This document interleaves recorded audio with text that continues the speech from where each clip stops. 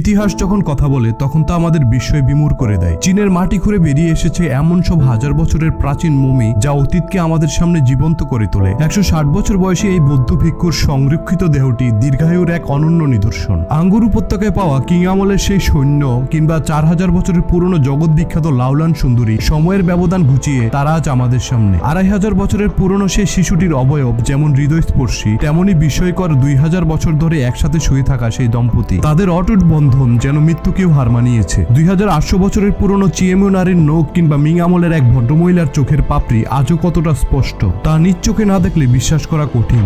1000 বছর আগের টাং আমলের পুরুষের সংরক্ষিত দেহ আমাদের তৎকালীন জীবনধারা সম্পর্কে স্পষ্ট ধারণা দেয়। 2000 বছর ধরে প্রেমিকার এক গোছা চুল বুকের উপর নিয়ে শুয়ে থাকা সেই প্রেমিকের গল্প যে কাউকে আবেগপ্রবণ করবে। সীমান্ত রক্ষাকারী বীর জেনারেল জাং শিয়ং এর অবয়বে আজও আভিজাত্য স্পষ্ট। চীনের এই প্রতিটি মমি ইতিহাসের এক একটি অমূল্য দলিল। হাজার বছরের এই নীরব সাক্ষীগুলো আমাদের মনে করিয়ে দেয় সময় বয়ে গেলেও সত্য এবং স্মৃতি থেকে যায় অমলিন।